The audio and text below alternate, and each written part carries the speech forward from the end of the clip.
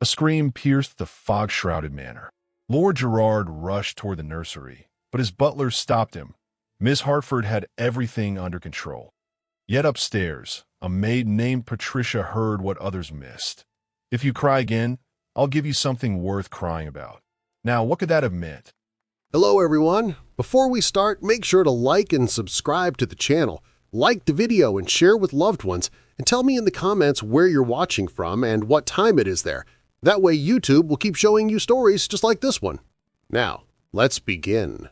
The morning mist clung to Thornfield Manor like a shroud, thick and gray across the Yorkshire moors.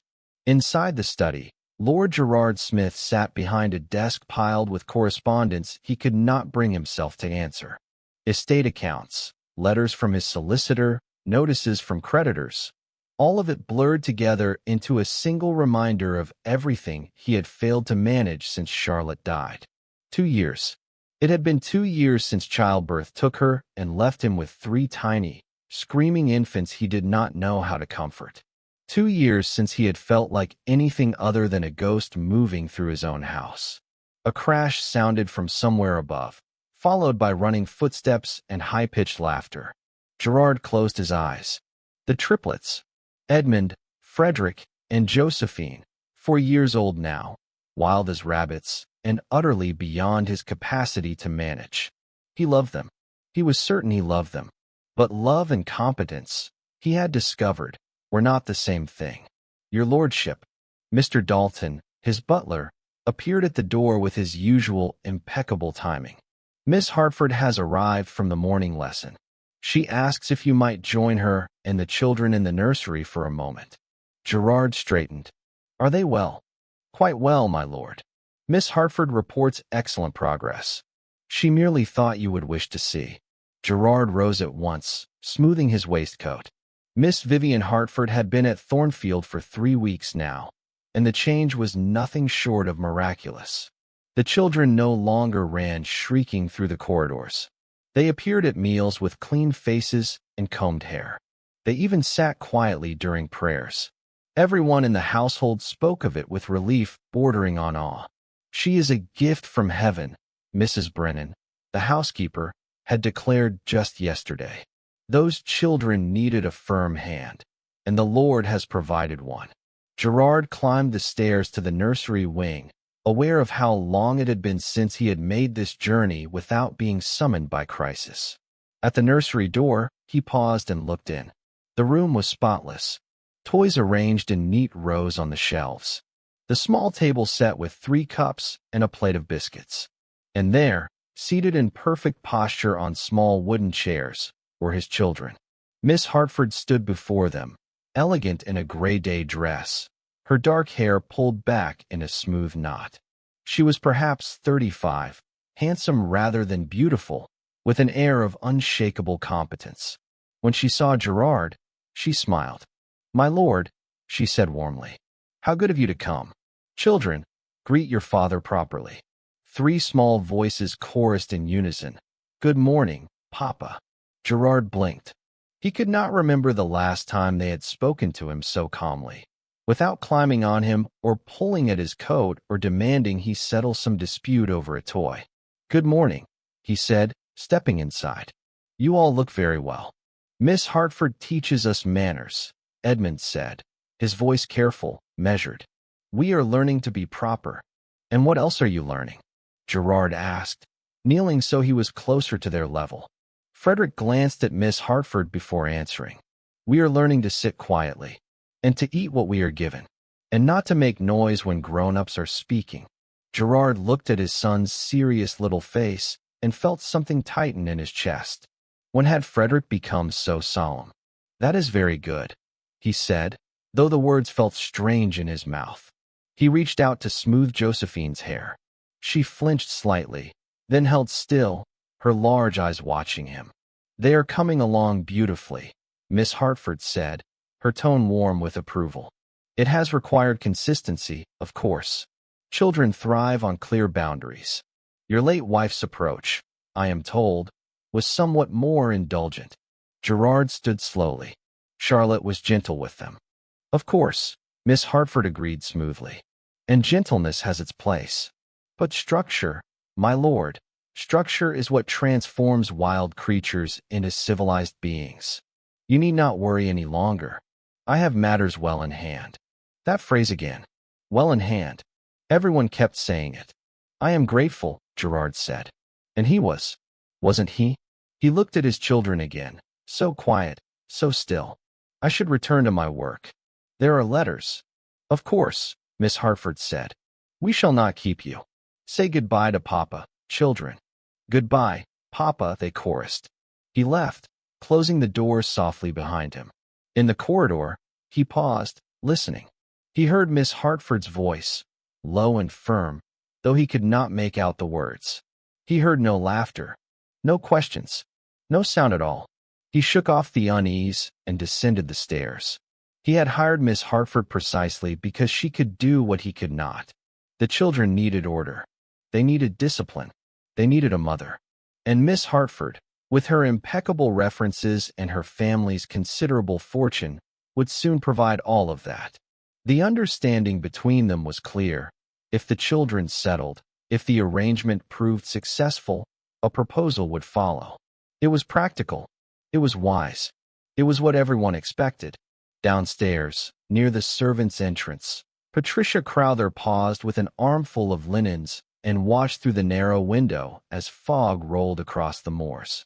She had been at Thornfield Manor for 2 months now, having crossed the Atlantic with nothing but a letter of reference from a Boston boarding house and a desperate hope for something better than the poverty she had left behind. She was 23, dark-haired, quick-handed, and careful never to draw attention. In service, invisibility was safety. But lately, she had been noticing things. Small things. The way the triplets' breakfast trays came back to the kitchen untouched. The way little Josephine startled at sudden sounds. The way Edmund's eyes followed Miss Hartford with a watchfulness no 4-year-old should possess. Patricia told herself it was not her concern. She was a maid. Miss Hartford was a lady. The distance between them was an ocean wider than the one Patricia had crossed. But this morning, carrying those trays, she had heard something. A voice. Low, controlled, precise. If you cry again, Josephine, I will give you something worth crying about. Do you understand me? Patricia's hands had tightened on the tray. She had stood frozen outside the nursery door, every instinct screaming at her to leave, to forget, to be invisible. She had not forgotten. Now, standing in the dim corridor with the fog pressing against the windows, Patricia Crowther made a decision that would change everything. She would watch. She would listen. And if what she suspected was true, she would find a way to speak, even if it cost her everything. Miss Vivian Hartford had 2 faces, and Patricia Crowther had learned to recognize both. The first face appeared whenever Lord Gerard entered a room. It was warm, patient, gently amused by the children's antics. That face smiled indulgently when Frederick spilled his milk and spoke in soft, measured tones about the importance of consistency and routine. That face made the household sigh with relief and whisper that his lordship had finally found salvation for those poor motherless children. The second face emerged the moment his footsteps faded down the corridor. Patricia saw it now as she passed the nursery with fresh linens. Through the partially opened door, she glimpsed Miss Hartford standing over Edmund, her expression cold as January frost. "Hold out your hands," Miss Hartford said. Edmund obeyed, his small hands trembling slightly. Miss Hartford examined them with the air of a general inspecting troops. "Still ink on your fingers. I told you to scrub until they were clean. What did I say about slovenliness?" "That it shows a slovenly mind," Edmund recited, his voice barely above a whisper. "And what happens to children with slovenly minds? They do not deserve privileges." "Correct." Miss Hartford released his hands with a dismissive gesture. "No story time tonight. Perhaps tomorrow you will remember to follow instructions." Patricia moved past quickly, her jaw tight. No story time. Yesterday, it had been no afternoon playtime. The day before, no dessert. Always something withheld, always something denied, and always delivered in that same cold, controlled tone that made the children shrink into themselves. In the 3 weeks since Miss Hartford's arrival, the triplets had transformed. Not in the way the household believed, not into well-mannered little angels, but into something else. Something quieter, something afraid. Edmund, who had once burst into his father's study with questions about everything from clouds to caterpillars, now stood still as a statue when adults spoke. Frederick, sensitive and dreamy, had stopped humming the little tunes he used to make up. And Josephine, sweet Josephine with her gap-toothed smile, now flinched when anyone raised their voice, even in laughter. Patricia carried the linens to the upstairs closet and began folding them with practiced efficiency. Through the wall, she could hear Miss Hartford's voice continuing. "You will sit at that table until you can recite your numbers without error. I do not care if it takes all afternoon. You will learn discipline if it kills me." Or kills them, Patricia thought, then immediately felt guilty for the uncharitable notion. She was a maid. Miss Hartford was a lady of excellent breeding and education. Who was Patricia to question her methods? Perhaps this was simply how children of quality were raised. Perhaps Patricia's own upbringing in a Boston boarding house, where kindness had been survival and harshness the norm, had left her too sensitive to what was merely firm guidance. But then she remembered the bruises. For days ago, she had been helping Nurse Davies change Josephine's dress for supper. The little girl had winced when Patricia touched her upper arm, and when Patricia gently rolled up the sleeve, she had seen them, for small oval marks, purple-black against pale skin. Finger marks. "How did this happen, sweetheart?" Patricia had asked gently. Josephine had looked at the floor. "I was clumsy. Miss Hartford says I am always clumsy." "Did you fall?" A long pause. Then, so quietly Patricia almost missed it. "She was helping me remember not to interrupt." Nurse Davies had bustled in before Patricia could ask more, and the moment had passed. But Patricia had seen the old woman's face when she noticed the marks, a flicker of something troubled, quickly hidden. "Miss Hartford has very particular standards," Nurse Davies had said later, when they were alone. "Best not to question. She comes highly recommended."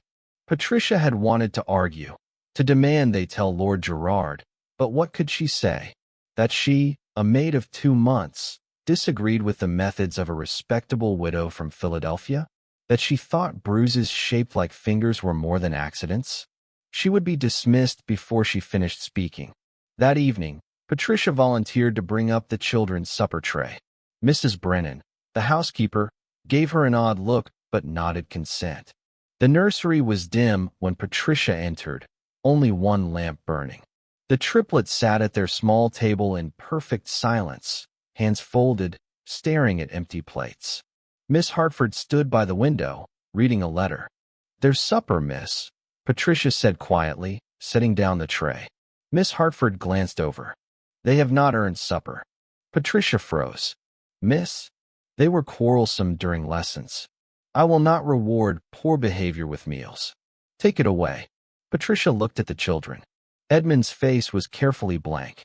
Frederick's eyes were bright, with unshed tears.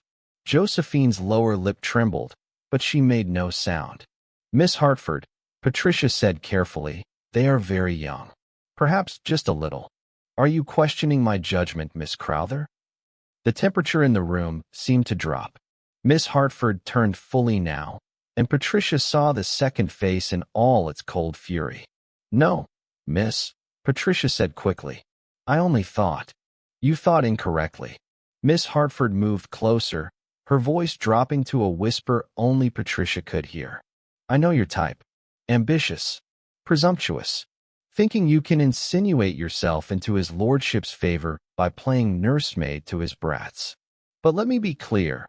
One word to Lord Gerard about my methods, one hint of interference, and I will see you on a ship back to whatever slum you crawled out of. Do you understand me?" Patricia's hands tightened on the tray. "Yes, miss." "Good. Now remove that food, and do not return unless summoned." Patricia picked up the tray, her heart pounding. As she reached the door, she heard Josephine's small voice. "I am hungry." "Then you should have behaved," Miss Hartford replied calmly. Hunger is an excellent teacher. Patricia closed the door behind her and stood in the corridor, shaking. The tray felt impossibly heavy. Through the wood, she heard nothing. No crying, no protest. Only silence. She carried the untouched supper back to the kitchen, set it down with trembling hands, and walked outside into the November cold. In the distance, Thornfield Manor rose against the darkening sky, its windows glowing warm and golden. Inside, a lord grieved and worked and trusted that his children were finally being cared for properly. Inside, 3 small children sat in the dark, learning that speaking brought punishment and hunger was a lesson. And Patricia Crowther, standing in the cold with her breath misting in the air, made a decision. She would write a letter, even if it meant losing everything, even if no one believed her. She would not stay silent while children suffered. Patricia's hands shook as she sat at the small table in her attic room, a stub of candle burning low beside her. The paper before her was blank, accusing in its whiteness. She had stolen it from the stillroom along with a bottle of ink and a worn pen.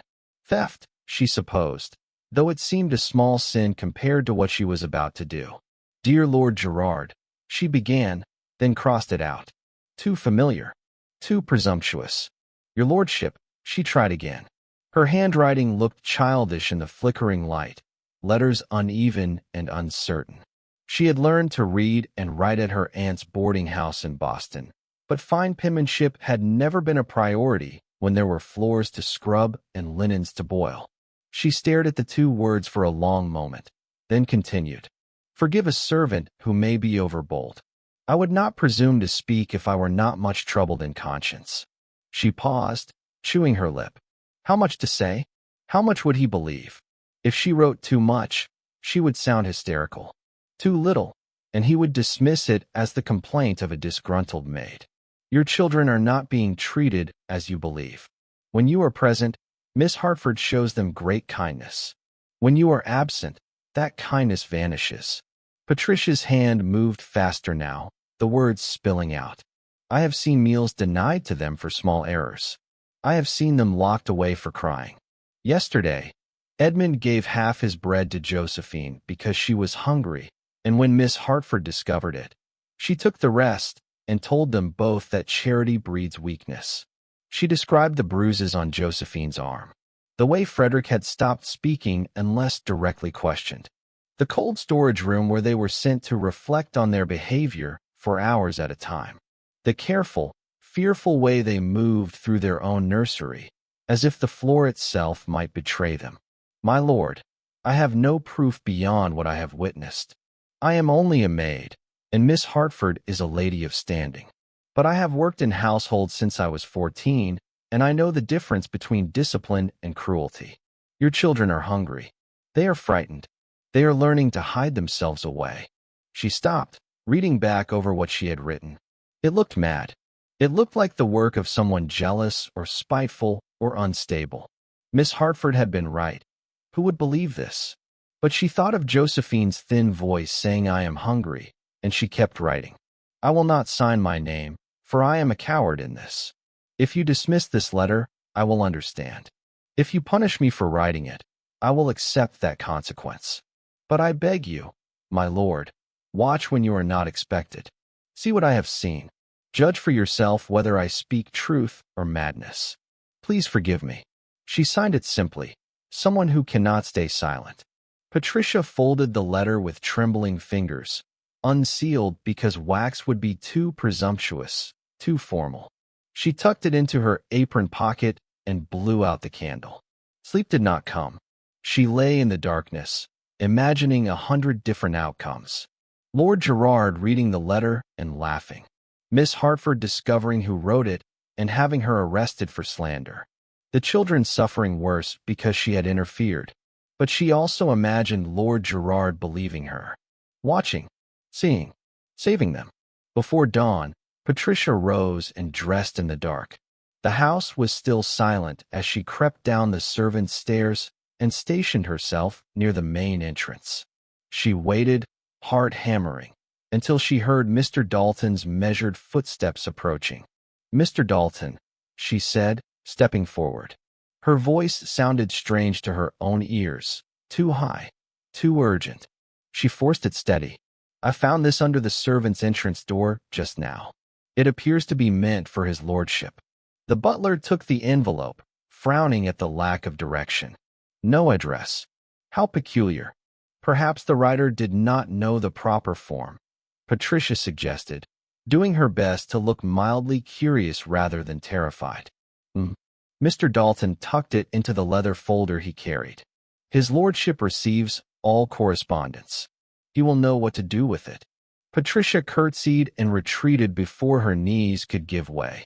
She spent the rest of the morning in a fog of anxiety, scrubbing floors she had already cleaned, folding linens that needed no folding, jumping at every sound. In his study, Gerard broke the seal on his morning correspondence with habitual disinterest. Bills, invitations, a letter from his aunt in London. And this, an unmarked envelope, the paper cheap, the handwriting uncertain. He opened it without expectation and began to read. By the third line, he was sitting straighter. By the end, his hand had tightened on the paper until it creased. "Mr. Dalton," he called. The butler appeared at once. "Your lordship? This letter. Who brought it?" "Miss Crowther, my lord. One of the upper maids. She claimed to have found it under the servants' entrance." "Patricia Crowther," Gerard repeated slowly, looking down at the unsigned words. "Someone who cannot stay silent. It could be lies. It could be spite. It could be a maid seeking to advance herself by casting doubt on her betters. But the details were too specific. The fear in those words too genuine." Gerard stood abruptly. "Send word to the stables. I am traveling to London tomorrow on estate business." "Of course, my lord. Shall I inform Miss Hartford?" "Yes," Gerard said quietly. "Make certain she knows I will be gone for 2 days." When Mr. Dalton left, Gerard walked to the window overlooking the grounds. Somewhere above him, his children were beginning their morning lessons. Were they hungry? Were they afraid? Had grief made him so blind? He would not confront Miss Hartford. Not yet. Not based on an anonymous letter alone. But he would watch. He would hide like a thief in his own house and see with his own eyes whether his children were being saved or destroyed. And if what Patricia Crowther had written was true, then God help Vivian Hartford. Because nothing, not reputation, not money, not the opinions of all of Yorkshire, would stop him from protecting his children. The next morning, Gerard made a great show of departing for London. The carriage was loaded. Farewells were said. Miss Hartford smiled and assured him the children would be perfectly managed in his absence. He rode as far as the village, then circled back on horseback through the woods. By noon, he was climbing the servants' stairs in silence, moving through his own house like a ghost. The nursery wardrobe was large, cedar-lined, still holding some of Charlotte's old cloaks. Gerard squeezed inside, positioned himself where he could see through the crack in the door, and settled in to wait. His heart beat like thunder. The truth was coming. Are you eager to discover what Lord Gerard witnesses from inside that wardrobe? Will Miss Hartford's cruelty finally be exposed? Drop a comment telling us where you're listening from and whether you think Patricia did the right thing by writing that letter. And don't forget to subscribe so you won't miss what happens next in this emotional story. The wardrobe smelled of cedar and lavender, of Charlotte's perfume still lingering in the fabric of her old cloaks. Gerard pressed his back against the wooden panel, his breathing shallow, feeling absurdly like a child playing hide-and-seek. The crack in the door gave him a narrow view of the nursery, the small table by the window, part of the carpet, the door to the corridor. He had been waiting nearly an hour. His legs ached from standing motionless. Twice he had nearly convinced himself this was madness, that he should simply step out and confront Miss Hartford directly like a man instead of cowering in the dark like a spy. Then he heard footsteps in the corridor. Miss Hartford's voice, crisp and commanding. Inside. All of you. Single file. The nursery door opened. Through the crack, Gerard watched his children enter. They moved with unnatural precision, Edmund first, then Frederick, Then Josephine. No running, no chatter, no childish enthusiasm.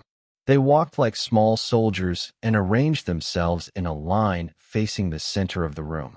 Miss Hartford followed, closing the door firmly behind her. She studied the three of them for a long moment, hands clasped at her waist. "Sit," she said. They sat on the floor at once, hands folding automatically in their laps. Gerard's chest tightened. When had they learned to move with such mechanical obedience? "Now," Miss Hartford began, pacing slowly before them, "we will discuss what happened this morning during penmanship practice. Edmund, explain to your siblings what you did wrong." Edmund swallowed visibly. "I made a blot on my paper, miss. And I tried to hide it instead of showing you immediately. Which demonstrates what quality? Dishonesty, miss." "Correct." Miss Hartford's voice remained perfectly level, perfectly controlled. "Dishonesty is the mark of a weak character. Your father may tolerate weakness, but I will not. Hold out your hands." Gerard watched his son extend his small hands, palms up. They were trembling. Miss Hartford examined them as one might examine a piece of spoiled fruit. Still ink under the nails. "I told you to scrub until they were spotless. What did I say about slovenliness?" "That it shows a slovenly mind," Edmund recited, his voice barely audible. "And yet here we are, with dirty hands and hidden mistakes. Tell me, Edmund, do you think you deserve your midday meal?" The boy's face remained carefully neutral. "No, miss. No, you do not." She turned to Frederick, who had gone very still. "And you, Frederick, you were humming during silent study time. Again, how many times must I tell you that unnecessary noise is the refuge of weak minds?" "I am sorry, miss," Frederick whispered. "I did not mean. You never mean to. Yet you continue to do it." She moved closer, and Frederick visibly flinched. "Perhaps if you are hungry enough, you will remember that silence is a virtue." Josephine made a small sound, not quite a whimper, but close. Miss Hartford's attention snapped to her immediately. "And what do you have to add, Josephine?" The little girl shook her head quickly, her eyes wide. "Nothing? No tears today? No complaints about being tired or hungry or any of the dozen other weaknesses you usually display?" "No, miss," Josephine breathed. "Good. You are finally learning." Miss Hartford turned back to address all three. "You will sit here in silence until I return. You will not speak. You will not move. You will not cry. When I come back, we will see if you have reflected sufficiently on your failures." She walked toward the door, then paused and looked back. "Oh, and in case you are wondering, your father will not save you from discipline. He is in London, far away, attending to important matters. He has entrusted you to my care, and he expects me to correct the wildness your poor mother allowed to flourish." Gerard's hands clenched into fists. Charlotte's name in that woman's mouth felt like desecration. "Your mother is dead," Miss Hartford continued, her tone almost conversational. "She died because she was weak. She could not survive bringing you into this world, and she left your father alone with 3 undisciplined, impossible children he has no idea how to manage. I am here to fix what she could not. Do you understand?" Edmund's face had gone white. Frederick's shoulders shook with the effort of not crying. Josephine's thumb crept toward her mouth, then stopped, as if she had remembered some previous punishment for the gesture. "Answer me," Miss Hartford said sharply. "Yes, miss," they chorused, their voices hollow. "Excellent. Now sit." Silently, she left, her skirts rustling. The door closed with a soft click. For several seconds, the children remained frozen in position. Then Edmund's composure cracked. A single tear rolled down his cheek, and he dashed it away quickly with the back of his hand. "Do not cry," he whispered to Frederick, who was trembling violently. "If she hears, it will be worse." "I am hungry," Josephine said, her voice so small it was barely audible. "Edmund, my stomach hurts." "I know." Edmund reached over and took her hand. "I know, Josie, but we must be quiet. We must be good." "We are good," Frederick said, and the desperation in his voice nearly broke Gerard's heart. We are, Edmund. Why does she say we are not? Because, Edmund stopped, his young face working through some impossible calculation. Because Papa sent her to fix us. So we must be broken. I do not want to be fixed, Josephine whispered. I want Mama. Mama is gone, Edmund said, and the adult weariness in his 4-year-old voice was unbearable. We only have Papa, and Papa is not here. Gerard's vision blurred. His breath came short and sharp. He had heard enough. He had seen enough. Every word Patricia Crowther had written in that letter was true, and the reality was somehow worse than the carefully chosen phrases had conveyed. These were not children being disciplined. They were children being systematically broken. And he, grief-stricken, desperate, blind, had handed them to their tormentor. He was about to push the wardrobe door open when he heard new footsteps in the corridor. Lighter. Quicker.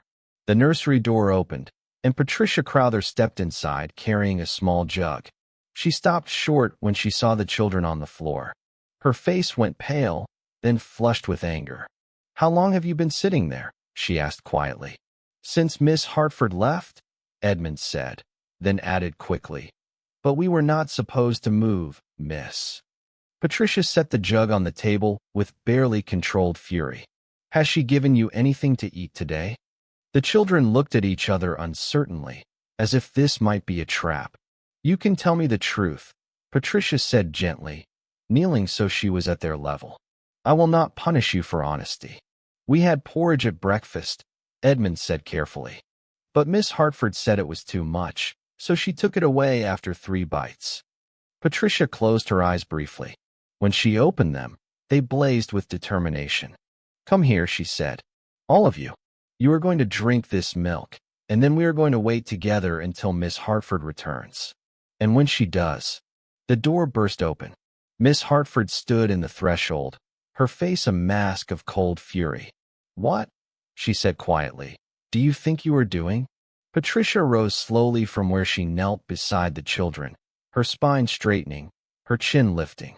In the narrow crack of the wardrobe, Gerard watched her transform from a nervous Maid into something else entirely, something fierce and unmovable. I am bringing milk to the children, Patricia said, her voice steady despite the color rising in her cheeks. They have not eaten properly since breakfast. Miss Hartford closed the door behind her with deliberate care. I gave no such order. No, miss. You did not. Then you are acting without authority. Miss Hartford moved closer, her skirts whispering across the floor. These children are under my supervision. Their meals, their schedule, their discipline, all of it falls to me, not to you. Their welfare falls to everyone in this household. Patricia replied quietly. And starving them is not discipline. The temperature in the room seemed to drop. Miss Hartford's eyes narrowed to slits. You forget yourself, Miss Crowther. Perhaps I do, Patricia said. But I cannot forget them. She gestured toward the triplets, who watched with wide, frightened eyes. They are 4 years old, miss. They are hungry. That is not a moral failing. It is simply hunger. You presume to instruct me on child-rearing? Miss Hartford's voice remained soft, controlled, but there was venom beneath the silk. You, who have never raised a child, never managed a household, never been responsible for anything more demanding than laundry and chamber pots. I have been responsible for my conscience, Patricia said, and it will not let me stand by while children suffer. Miss Hartford laughed, a short, sharp sound without humor. Suffer? You think I am making them suffer? I am civilizing them. I am teaching them self-control, discipline, respect. Virtues their indulgent, weak-willed father has failed utterly to instill. In the wardrobe, Gerard's jaw clenched so hard his teeth ached. You are teaching them to fear, Patricia said, her voice gaining strength. There is a difference between guidance and cruelty, miss. And you have crossed that line. How dare you? Miss Hartford took another step forward. How dare you presume to judge my methods? Do you know who I am? Do you understand what a word from me could cost you? Yes, Patricia said simply. I understand exactly what it would cost. And yet you persist in this insolence.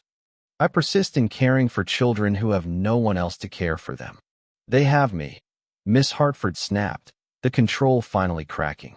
They have a woman of education and breeding who is attempting to correct years of damage. But at every turn, servants like you undermine my authority.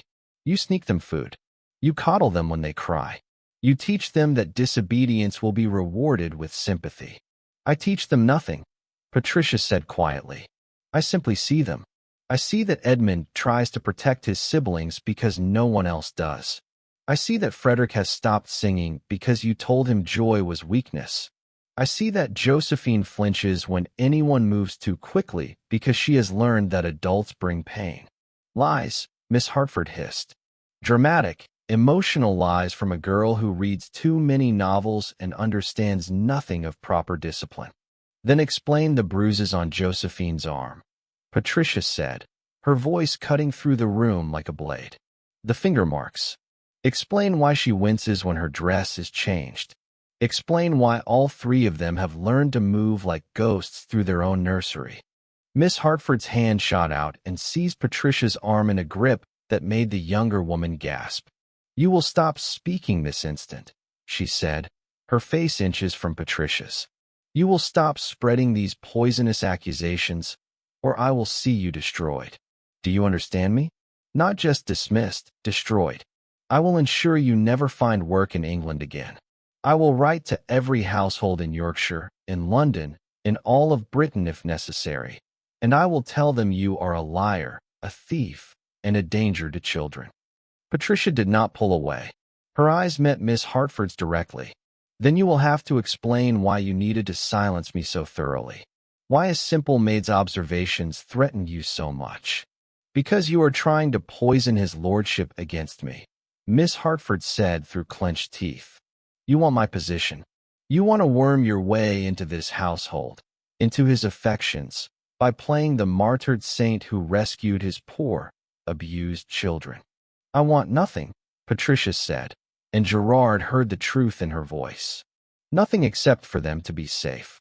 They are safe, Miss Hartford insisted. They are safer than they have been since their mother died. Your interference is what endangers them. Your coddling, your weakness. I have already told his lordship, Patricia said suddenly. The words fell into the room like a stone into still water. Miss Hartford went absolutely still. What did you say? I wrote to Lord Gerard, Patricia said quietly, though her voice shook now. I told him everything. The meals withheld. The punishments. The hours locked in the storage room. All of it. Miss Hartford released Patricia's arm as if it had burned her. You wrote to him? An anonymous letter, I presume? Like the coward you are. Yes, Patricia admitted. Like the coward I am. But I wrote it nonetheless. He will never believe you, Miss Hartford said, but something uncertain flickered in her eyes. Never. You are nobody. I am. Enough. The single word cut through the room like thunder. Both women froze. The children's heads snapped toward the sound. Miss Hartford's face went white.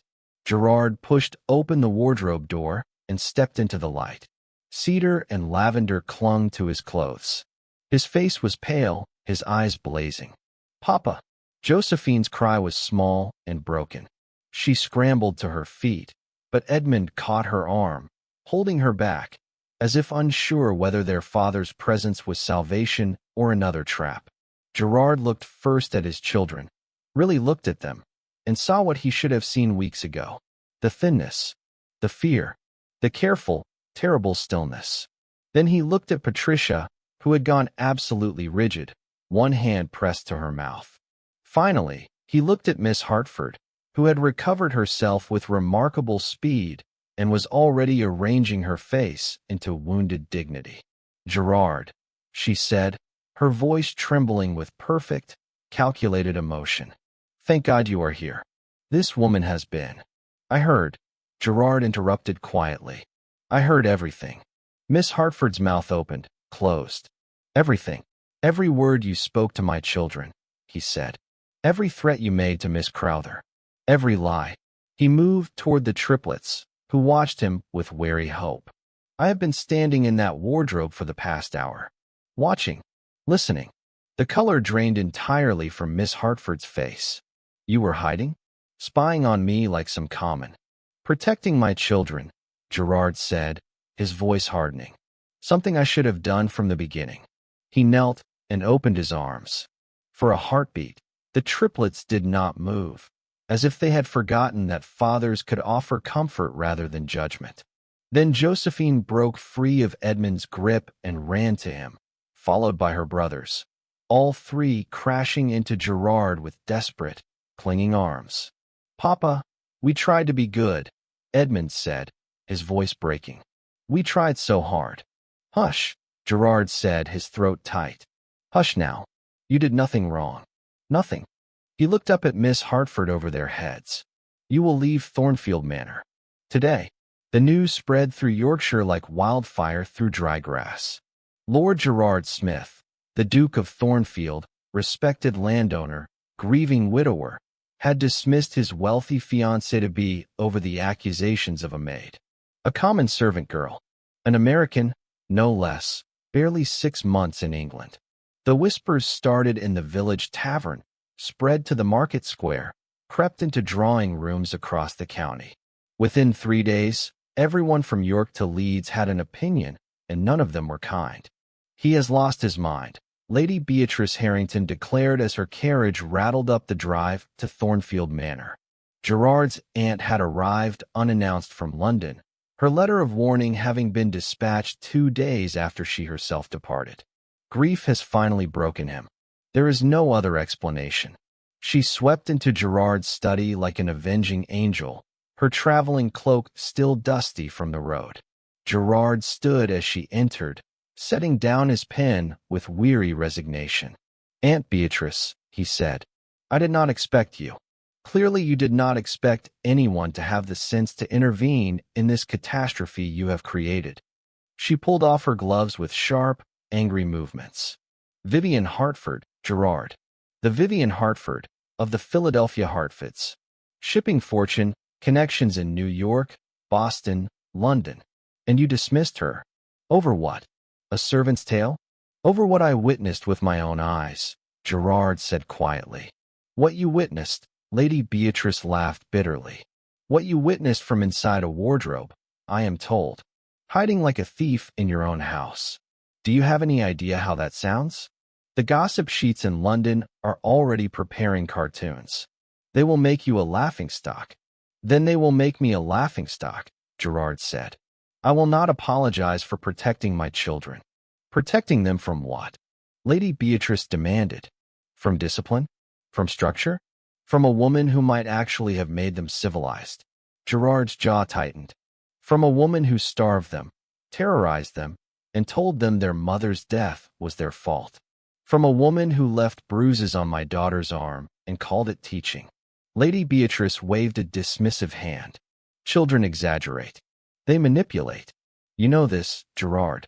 They wanted their way, and that maid, that scheming little opportunist, gave them the ammunition to get it." "Patricia Crowther is not scheming," Gerard said, his voice hardening. "She risked everything to tell me the truth." "Oh, Patricia now, is it?" His aunt's eyes narrowed. "First names already. Tell me, nephew, what exactly is your relationship with this maid?" "She is an employee of this household, who has somehow managed to turn you against a woman of your own class, your own standing, in favor of what? Sentimental stories about hungry children? Gerard, every child in England has been sent to bed without supper for misbehavior. It is called parenting. It is called cruelty when done by the woman I witnessed," Gerard said. "And I will not debate this with you, aunt. My decision is made." "Then unmake it," Lady Beatrice pressed. "Write to Vivian. Apologize. Say you were hasty, that grief clouded your judgment. The Hartford family will accept a generous apology. They may even—" "No." The word fell like a stone. Lady Beatrice stared at him. "No," she repeated. "Gerard, do you understand what you are throwing away? The Hartford investments could have saved this estate. Your lands are mortgaged to the hilt. Your tenants struggle. Your own children's inheritance will be intact," Gerard interrupted. "We will manage." We will sell what must be sold, economize where we must economize. But I will not purchase my children's future at the cost of their present suffering." "Noble sentiment," Lady Beatrice said coldly. "It will not pay your creditors." Downstairs in the servants' hall, Patricia sat alone at the far end of the long table, her bowl of soup untouched. The other servants had scattered when she entered, as if scandal were contagious. Only Mrs. Brennan remained, standing by the door with her arms crossed and her face set in grim disapproval. "You should eat something, girl," the housekeeper said, though her tone suggested she did not much care whether Patricia ate or starved. "I am not hungry, Mrs. Brennan." "No, I suppose not. Difficult to have an appetite when you have turned an entire household upside down." Mrs. Brennan moved closer, her voice dropping. "Do you have any idea what you have done?" Patricia looked up. "I told the truth." "You told your version of the truth," Mrs. Brennan corrected. "And now the whole county is whispering that Lord Gerard has lost his wits over a pretty face and a sympathetic manner. They say you bewitched him. They say you conspired to remove Miss Hartford so you could advance yourself." "That is not true," Patricia said quietly. "Truth does not matter when reputation is at stake." Mrs. Brennan leaned against the table. "I have been in service for 30 years, girl. I have seen maids dismissed for far less than what you have done. But I have also seen," she paused, seeming to choose her words carefully, "I have seen those children these past 3 weeks. I saw how they changed." Patricia's head came up sharply. "I am not saying you were wrong," Mrs. Brennan continued slowly. "I am saying you were foolish. Right and foolish often go hand in hand. Miss Hartford's family will not take this insult lightly. They have already sent letters, angry letters, demanding explanations, threatening legal action, calling for his lordship's ruin." "I know," Patricia whispered. "And still you stay?" "Where would I go?" Patricia asked. "Back to Boston with no reference? No one in England will hire me after this. I crossed an ocean for this position, Mrs. Brennan. It was all I had. Then you are trapped here, girl. Trapped with the consequences of your boldness." The housekeeper straightened. "Lady Beatrice believes you should be dismissed immediately. She has said as much to his lordship." Patricia's hands twisted in her lap. "I understand. But his lordship has refused," Mrs. Brennan added. "For now, do not mistake his protection for permanence. Gentlemen change their minds when the first anger cools and the bills come due. When he realizes what this gesture of conscience has truly cost him, he will remember who caused it." She left Patricia sitting alone in the empty servants' hall, her words echoing in the silence. That evening, letters began arriving. Urgent, angry letters. From Jonathan Hartford in Philadelphia, demanding an explanation for his sister's humiliation and threatening financial retaliation. From business partners in New York, politely withdrawing from pending investments due to concerns about stability. From the York Bank, requesting an immediate meeting regarding outstanding loans. From London society hostesses, sudden regrets that their drawing rooms were quite full this season. Gerard read them in his study while the fire burned low, each one confirming what his aunt had said. Choosing conscience over convenience carried a price. The question was whether he had the strength to pay it, and whether Patricia Crowther, brave, foolish, trapped, would be forced to pay it with him. The storm is gathering around Thornfield Manor, and both Gerard and Patricia face impossible choices. Will society's judgment destroy them both? Can they survive the Hartford family's wrath? Tell us in the comments what you think should happen next, and don't forget to like and subscribe so you won't miss the moment when everything changes. Where are you listening from today?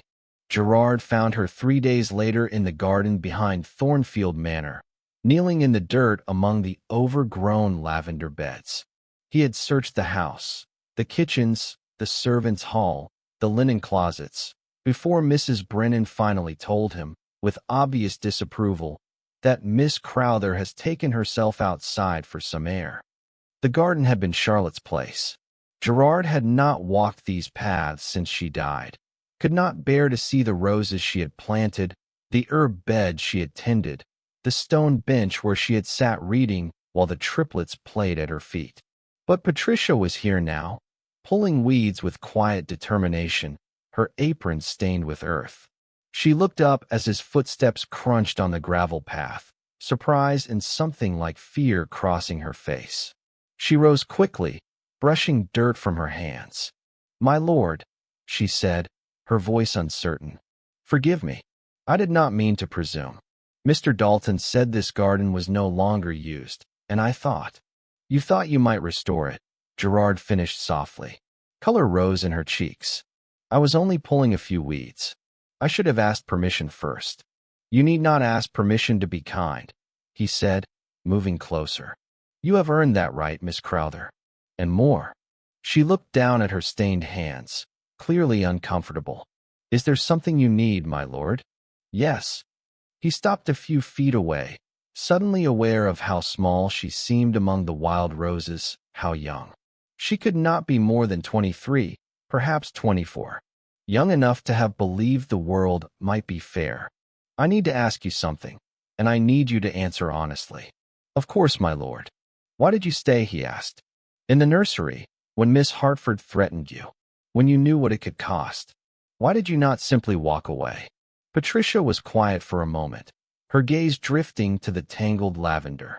"I suppose I did not think about staying or leaving," she said finally. "I only thought that if I walked away, if I said nothing, I would have to carry that silence for the rest of my life. And I found I could not bear the weight of it." Something in Gerard's chest tightened. "You came to England alone. You left everything you knew in Boston. You risked losing your position, being sent back with nothing. And still you wrote that letter." "Yes," she said simply. "Why?" he pressed. "You owed us nothing. You had been here only 2 months. The children were not your responsibility. Why risk everything for strangers?" She looked at him then, really looked at him, and he saw something in her dark eyes that made his breath catch. Not calculation, not ambition, but a simple, devastating honesty. "Because they are children," she said quietly, "and because someone had to care. I could not be the person who saw suffering and turned away, not even to save myself." Gerard felt the words settle into him like stones into deep water. "Miss Crowther, Patricia, I must tell you something." She stiffened slightly at the use of her given name. "My lord, the household is in turmoil," he said. "You know this already. The gossip has reached every corner of Yorkshire. They say I have lost my mind. They say you have bewitched me, manipulated me, turned me against a respectable woman for your own advancement." Patricia's face went pale. "I will leave," she said quickly. "I will return to Boston. I will not let my presence damage your household further." "No," Gerard said, the word coming out more forcefully than he intended. "That is not what I want." "Then what do you want?" she asked, and he heard the tremor beneath the steadiness. He closed the distance between them, stopping just within reach. The scent of lavender rose between them, sharp and sweet. "I want to know if you have thought about staying. Not as a maid, not in the shadows, but as someone who truly belongs here." Her eyes widened. "My lord, I do not understand." "I think you do," he said quietly. "I have watched you with my children these past days. Edmund follows you like a shadow. He has not trusted anyone since his mother died, but he trusts you. Frederick asks you questions about everything: birds, clouds, why the sky changes color. And Josephine," his voice caught. "Josephine holds your hand as if you were the only safe thing in her world."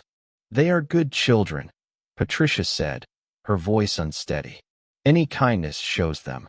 "It is not just kindness," Gerard interrupted gently. "It is who you are. You read to them when you think no one notices. You mended Frederick's toy soldier because he wept over its broken arm. You sit with Josephine when she wakes from nightmares and tell her stories about Boston Harbor until she falls asleep again." Patricia shook her head. "That is only love," Gerard finished. "That is love, Patricia. The kind my children have been starving for since Charlotte died. The kind I have been too lost in grief to give them." He drew a breath. "I am going to ask you something, and I need you to think carefully before you answer." She looked at him, her hands twisted in her apron, waiting. "If I were not your employer," he said slowly, carefully. "If I were only a man with 3 frightened children and a great deal of gratitude, would you consider staying? Not as a servant, as," he paused over the word, then said it clearly, "as my wife." The silence stretched between them. A bird called somewhere in the overgrown roses. The wind moved through the lavender, releasing its scent into the afternoon air. "You cannot mean that," Patricia whispered finally. "I do," he said, with complete seriousness. "I am a maid," she said, the words tumbling out. "I own 2 dresses and a hymn book. I have no family, no connections, no training for the life you are describing. I would be a disaster as a duchess." "You would be yourself," Gerard said. "That is all I ask." "The world would crucify you," she said desperately. "They already call you mad for dismissing Miss Hartford. If you married me, a servant, an American nobody, they would destroy you utterly. Your business connections, your standing in society, everything you need to save this estate. I do not need those things as much as I need someone who will protect my children," Gerard said. "Someone who already has, at great cost to herself." Patricia's eyes filled with tears. "You are not thinking clearly. You are grateful, and gratitude is not." "This is not only gratitude," he said quietly, "though I am grateful beyond words. This is recognition, Patricia. I recognize in you something I thought I had lost when Charlotte died. Integrity, courage, the ability to see what matters and act on it regardless of cost." He stepped closer. "I am asking you to be my wife not because I need to be saved, but because my children need a mother who already loves them. And because he paused, surprised by the truth of it, because I find I cannot imagine this house without you in it." "This is madness," she whispered. "Perhaps," he agreed, "but it is honest madness. And I would rather be honestly mad than sanely false." Patricia looked up at him, tears spilling over. "If I say yes, I will cost you everything. If you say no," Gerard replied gently, "I will have lost the only thing that matters." She closed her eyes, and he waited, his heart hammering, while she made the choice that would change both their lives forever.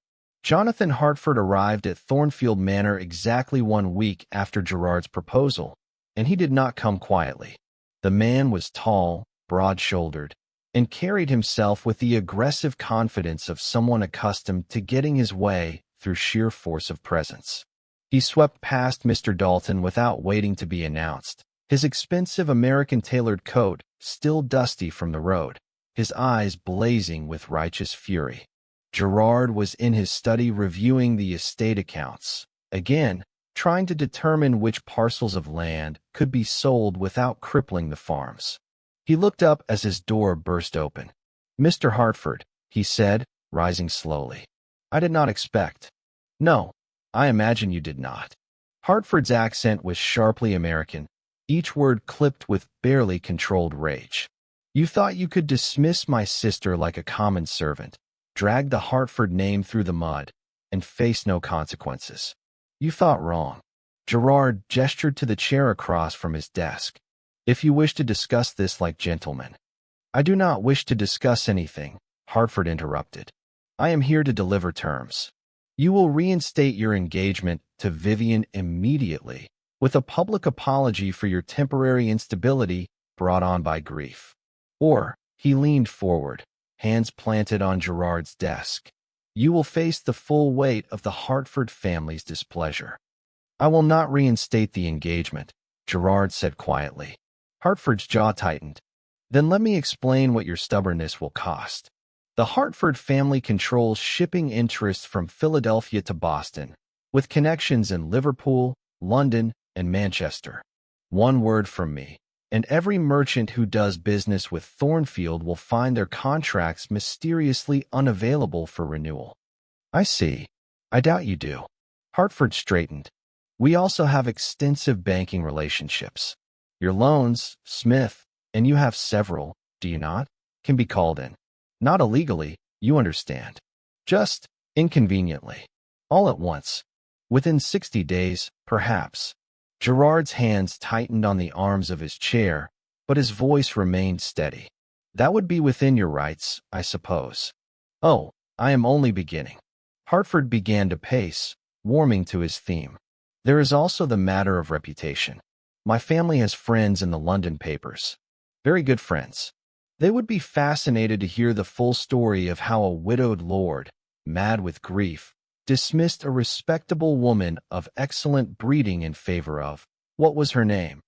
Yes, Patricia Crowther. A housemaid. From Boston slums, I am told. Miss Crowther is from a boarding house, not a slum, Gerard said, his voice hardening. And she has more integrity in her smallest finger than your sister possesses in her entire being. Hartford's eyes narrowed dangerously. Careful, Smith. You are already on thin ice. I am on rock, Gerard replied. The rock of knowing I made the right choice for my children. Your children, Hartford repeated mockingly. Yes, let us discuss them.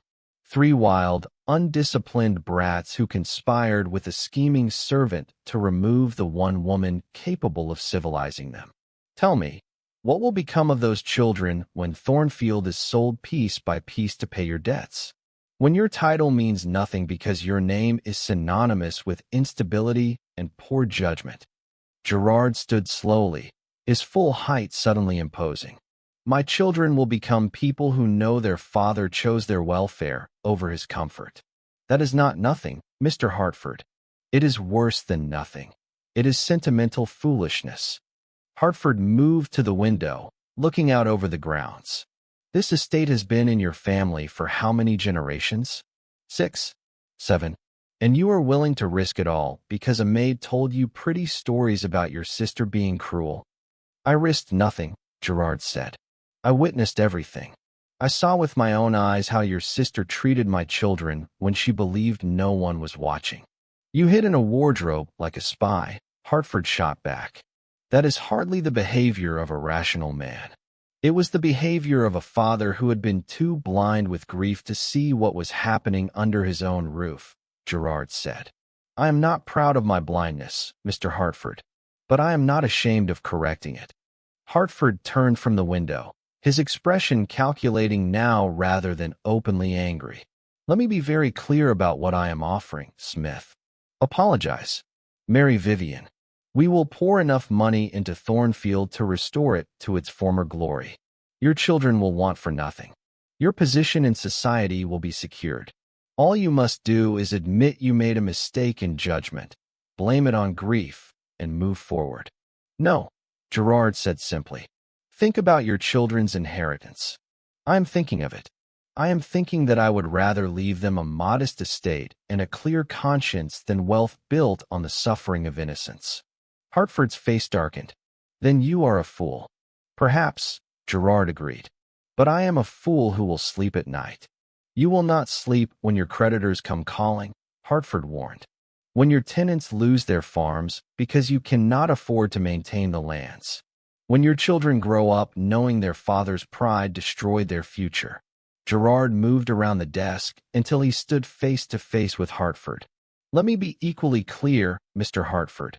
If you force this matter into the courts, if you demand a public accounting, I will testify under oath about exactly what I witnessed. I will describe in detail how your sister withheld food from 4-year-old children, how she left bruises on my daughter's arm, how she locked them in dark rooms and told them their mother's death made them worthless. Hartford's confident expression flickered. You would not dare. I absolutely would, Gerard said. And I would bring witnesses. Servants who saw what I saw. Medical testimony about the bruises. Every ugly detail laid bare in open court. Ask yourself, Mr. Hartford, what would that do to the Hartford name? To your sister's prospects of ever marrying? To your family's reputation in Philadelphia society? The two men stared at each other, the air between them crackling with tension. You are bluffing, Hartford said, but uncertainty crept into his voice. Try me, Gerard replied. Take me to court. Force the issue. See what happens when the full truth comes out. Hartford's hands clenched into fists. You will regret this, Smith. Even if we do not pursue legal action, I will make certain every door in proper society closes to you. Your American business connections, gone. Your banking relationships, destroyed. That little maid you are so enamored with will be unemployable anywhere in the civilized world. I will see to it personally. Then do your worst, Gerard said quietly. But understand this. I will not trade my children's well-being for your family's wounded pride. Not now. Not ever. Hartford stared at him for a long moment, then turned sharply on his heel. At the door, he paused. When you are bankrupt and alone, remember this conversation. Remember that I offered you a way out, and you were too stubborn to take it. I will remember, Gerard said, and I will still sleep at night. The door slammed behind Hartford with enough force to rattle the paintings on the walls. Gerard stood alone in his study, listening to the angry footsteps fade down the corridor, the sound of Hartford's carriage being brought around, the crunch of wheels on gravel as the man departed. Then he sat down heavily in his chair and allowed himself, for just a moment, to feel the weight of what he had done. He had made an enemy of a powerful family. He had confirmed that financial ruin was not just possible, but likely. He had thrown away the security and standing that 6 generations of Smiths had built, and he would do it again without hesitation. 6 weeks after Jonathan Hartford's threats, on a gray morning that threatened rain but never quite delivered it, Patricia Crowther walked down the aisle of Thornfield's small chapel with 3 children holding her hands. She had tried to argue against this arrangement. It should be someone proper, she had told Gerard the night before. Your aunt, perhaps, or it should be the people who matter most, Gerard had replied firmly. Edmund, Frederick, and Josephine brought us together. Let them bring you to me. Now, in a simple gray silk dress that Lady Beatrice had grudgingly helped select, at least you will not look like a complete savage. Patricia moved slowly down the short aisle. Edmund held her right hand with solemn importance. Josephine clutched her left, occasionally looking back to make sure Frederick was still there behind them, carefully carrying the small bouquet of late autumn roses. The chapel held perhaps 20 people. Mrs. Brennan and the household staff, looking uncertain but present. A few sympathetic neighbors who had known Gerard since childhood. The vicar, who had baptized the triplets and buried Charlotte.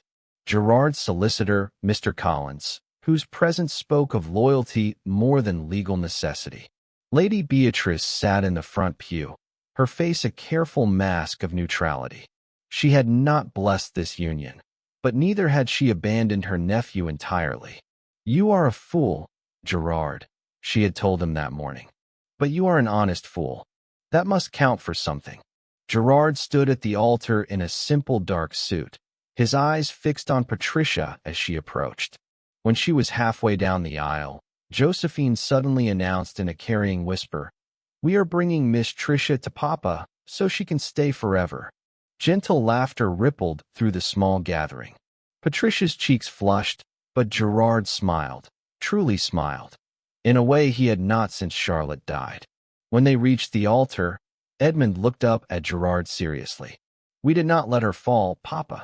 We held on tight." "Thank you," Gerard said, his voice rough. "That is exactly what she needs. People who will hold on tight." The vicar cleared his throat. "Dearly beloved." Patricia barely heard the familiar words. Her heart beat so loudly she was certain everyone could hear it. When the vicar asked if anyone objected to this union, the silence stretched for one terrible, eternal moment. Lady Beatrice shifted in her pew. Mrs. Brennan's lips pressed into a thin line. No one spoke. "Then we shall continue," the vicar said with visible relief. The vows were simple, traditional. Gerard's voice was steady as he promised to love, honor, and cherish. Patricia's trembled only slightly as she made the same promises, adding in her heart all the things she could not say aloud. "I will protect your children as my own.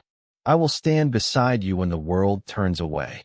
I will never regret choosing courage over safety." When the vicar pronounced them man and wife, Edmund tugged on Gerard's sleeve. "Does this mean Miss Tricia stays forever?" he asked loudly. Gerard looked at Patricia, his eyes bright. Yes, he said clearly, for everyone to hear. Forever. He kissed his bride gently, properly, while the children cheered and the small congregation offered cautious applause. Outside, as they emerged into the gray afternoon, the world had not changed. The threats still existed. The debts still loomed. Society's judgment still waited like wolves in the shadows. But inside the chapel, something had shifted. Something had been built that money could not buy and gossip could not destroy. 6 months later, spring came to Thornfield Manor. Patricia, who still sometimes forgot to answer to your ladyship, and had scandalized half of Yorkshire by insisting the staff call her Mrs. Smith, knelt in Charlotte's restored garden, planting new lavender alongside the old. The children played nearby, their laughter no longer the careful, muted sound of fear but the wild, joyous noise of safety. Edmund was building an elaborate fortress from sticks and stones. Frederick hummed one of his invented melodies while arranging flowers in patterns only he understood.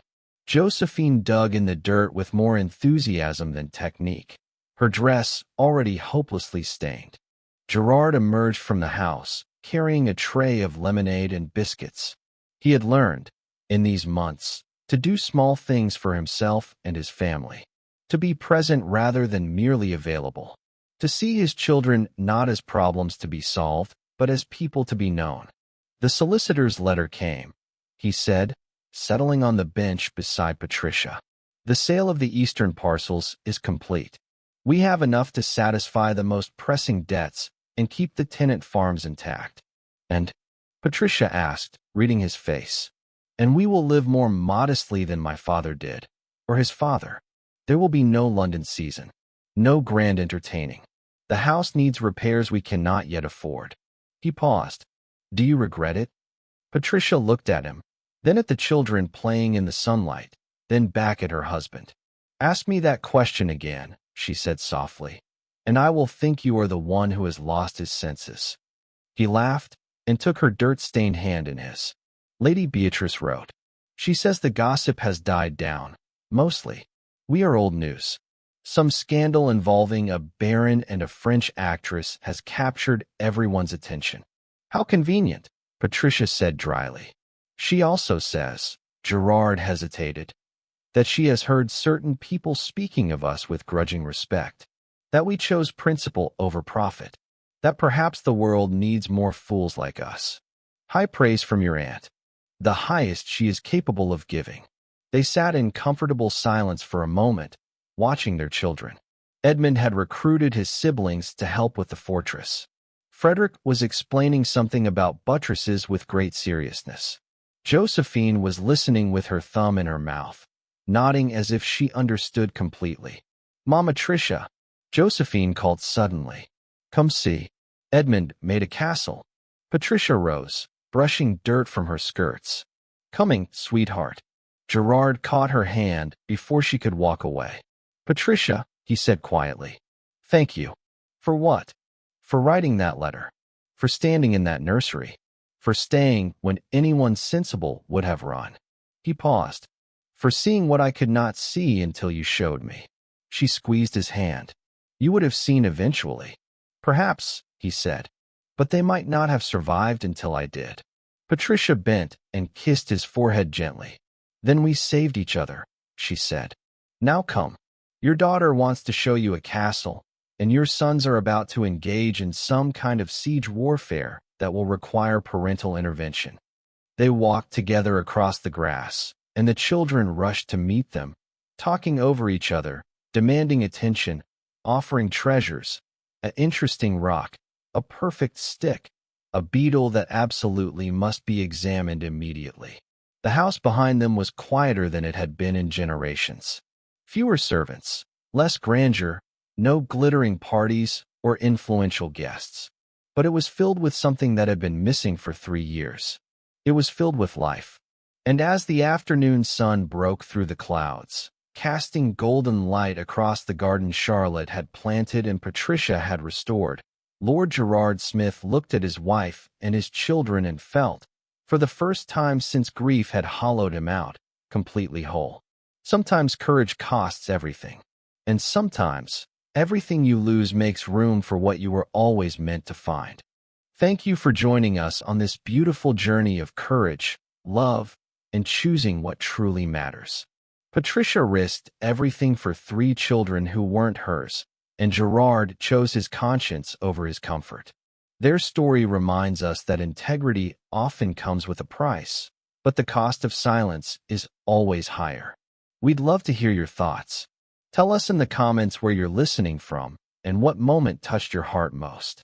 Would you have written that letter if you were Patricia? Would you have hidden in that wardrobe if you were Gerard? Rate this story from 0 to 10. Your feedback means the world to us. If this story moved you, please subscribe to our channel and share it with someone who needs to hear a tale about choosing courage over convenience.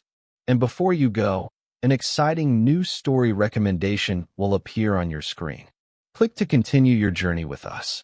Thank you for being here, and we'll see you in the next story. If you enjoyed this story, we appreciate you a whole lot and look forward to connecting with you as we build a community on this channel. Every day, we will put out more stories, so we need your support. Help us by liking, sharing, and subscribing to our channel if you haven't already. You won't miss any new exciting videos. Check out the next video. You'll love it!